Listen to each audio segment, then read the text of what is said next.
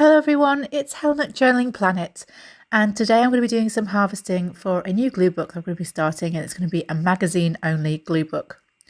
I've been inspired by channels like Nicole over at Relax Cut Glue. I've wanted to do magazine only for quite a long time, and I'm finally getting around to starting one.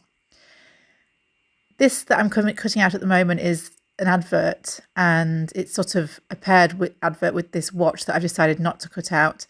And hopefully you can see the texture that I've cut out there, the kind of colouring of it. It is going to be useful for particularly perhaps an abstract background in an abstract collage, or maybe just to kind of back something that is a little bit more concrete if I decide to do something with people or flowers or something like that. I've decided to cut out Sigourney's picture here. Sigourney Weaver was featured in a big way in this magazine because she's got such a wonderful profile to her face. And I'm hoping to use that Sigourney picture in a design inspired by Nellie and Ruth Designs, that channel. They do some amazing collages where they take the profile of actors and actresses in magazines and books, and they collage gorgeous flowers and birds around them, and the finished result always just blows me away. So I will put a mention to that channel below so you can check out some of those collages.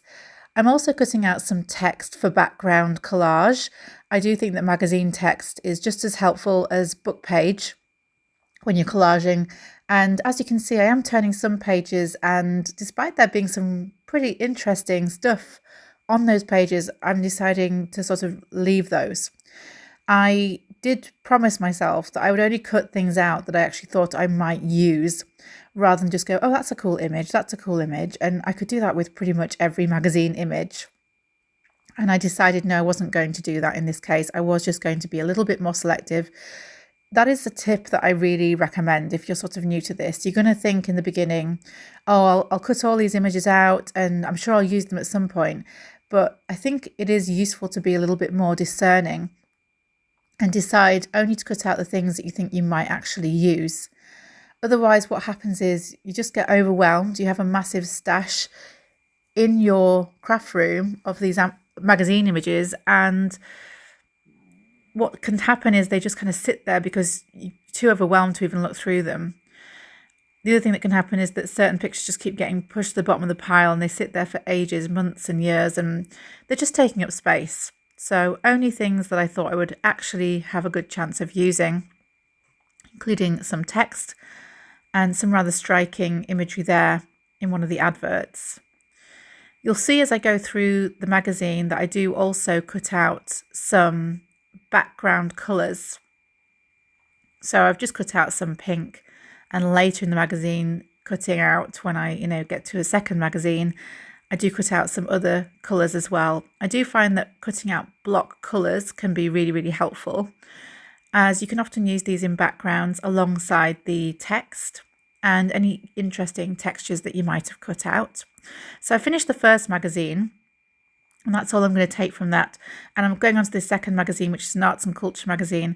In both cases, I got these for free. I did not pay any money for these.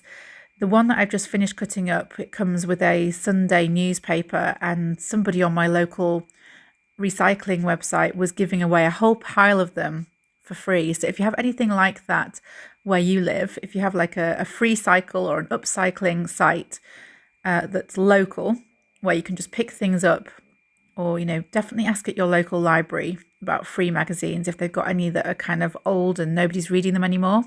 You could actually put them to good use. So that's where I got the first magazine, and this second one was just sitting in a cafe free because it's advertising all the local culture, so theatre, music, transport, all that kind of thing. So I didn't pay any money for these. There are times when I will pay money for a magazine if I think it will be really helpful to me or useful to me in my crafting, and I really want to read the magazine as well. If it does sort of double service, then I will both read it and craft from it, in which case I feel like I've more than had my money's worth. But on the whole, I do try and make sure that I pick up free magazines or extremely cheap magazines from thrift stores. That way I feel like I'm not overspending on the craft. I did find in this arts magazine that there were some really interesting kind of artsy pages. And this one with the hearts, for example, it's quite unique. I just don't think I would see this in a sort of normal sort of fashion magazine. So I'm cutting that out, and I'm cutting all these things out quite roughly because on a video, if I spent time fussy cutting around every single letter, every single shape, then we'd be here for the rest of time and you'd probably get a little bit bored. It'd be a bit repetitive. So I'm just roughly cutting out these images, and I will go back in and properly fussy cut them before starting my magazine journal. But I think you get a sense of the rough shapes I'll be working to by the way I'm cutting around these things. This marginalized text here with the kind of circular background, it might be a bit big to use in its whole shape, but I will certainly find a way of using most, if not all of that shape in my glue book. And anything that's got a cool kind of face to it, as that image just did that I cut out there, like a kind of black and white face with a colour background, that's going to be interesting. This whole page here was just kind of nature diagrams, and I mean, that is going to come in handy. I don't know how yet, and that's sort of the beauty of this kind of project. You're just looking at what takes your eye, what really, really catches your attention. And if you use that principle when you're cutting magazine images out, if you only cut out things that really catch your eye, then you'll always have things that you want to work with in a glue book or a journal. And that's why I'm bypassing a lot of pages, because I'm seeing the sort of general layout and going, well, although some of this is interesting, I don't feel really, really strongly about it. Like that lady there, I could have cut her out, and I did pause and think about it. But I then moved on and decided, no, I was going to just stick to my guns and only cut out things that I think were really, really sort of spoke to me or were interesting to me, really grabbed my attention. And this picture of the singer Khalees on this page, in its sort of black and white beauty, that really did appeal to me. And I and ahed about this lady because she was kind of in pink lighting. Ultimately, I decided no, I didn't want to overwhelm myself with too many images, bearing in mind that I have already got quite a substantial stash of magazine images, and really I'm just going in for a few extra before I start this magazine only glue book. So it is okay to say no to some images, and if you really can't bear to throw the magazine out yet because you might come back and want that image, then obviously put the magazine to one side. I try to be a bit brutal with myself these days. I try and basically say, if you didn't like it the first time, if you didn't sort of jump at the chance to cut it out the first time, then maybe it's okay that you leave it and that it goes either in the recycling or as you use it as a page to glue on. So a lot of these pages that I'm just bypassing, they'll be used in a sort of functional way in my craft. So I'll use them as a place to glue on, and it doesn't matter if the glue goes all over that page. It's just sort of a protective page for the surface that I'm working on. So again, a sort of black and white image like that, there are lots of ways that I could work with that. So I'm going to cut that out. And one thing I'm going to allow myself to do in the glue book alongside just gluing in magazines is I'm going to allow myself to mark, make and alter. So I'm not going to allow myself to glue anything other than magazine images in there, but I am going to allow myself to alter them and mark, make on them. So a lot of these things that I'm cutting out, they're quite glossy now, but by the time I finish with them in the glue book, I may have altered them so that they're more matte or more vintage looking. So that's something that I'm definitely going to play with in this journal.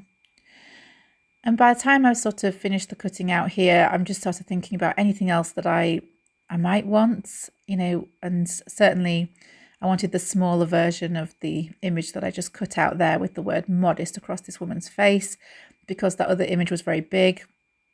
I wouldn't have been able to use all of that probably in one spread. I would have had to, at some point, cut down or tear down that image. And then the other thing that I was thinking about as I was just kind of finishing up was that I wanted some text that was kind of good for abstract compositions. And one of the things that I do in my abstract compositions is I cut text in half so that it no longer is recognizable really as text, but instead kind of has these really strange, irregular shapes to it. Once you cut text down, it really does look quite strange. So I usually cut out a word, cut it in half, and the way in which I cut it in half just makes it kind of obscure, like you don't know what the word is, but it's got some really great irregular shapes for abstract collage. And I'm just looking through this magazine now to see if there are any other kind of pieces of typography that I might cut in half. I'm going to do the same with this Dear Dolly header here and just sort of cut that in half. And I will go back and make it neater as well. So a little bit more will be trimmed off on each side, but it's just to show you how I do that. And then all of a sudden it doesn't really look anymore like a word. It looks kind of abstract. So out of that harvest, there was 2 fairly flimsy magazines, and I'm just looking now at all these things that I've got, including the abstract text, which is really going to serve me well. These really quite striking images of people and natural objects, some really interesting typography with kind of force of nature, really wild, some kind of hand-drawn elements like the stars and the moon there. There's a real amazing mix when you put it all together and you look at all these different things that have come out of just 2 magazines. It just goes to show the versatility of this craft, and it's one of the things that I'm really drawn to about it is the versatility of it. I'll keep loading up the screen with my images that I've got here, and before I say goodbye, I'll just say thank you so much for watching this video. If you have any harvesting tips of your own, please put them in the comments. It is so helpful to other people and to myself when people share their knowledge and their wisdom about the craft. I can't wait to start my magazine-only glue book, and I will do that very soon, possibly in the next couple of videos. If you enjoyed this video, please consider subscribing.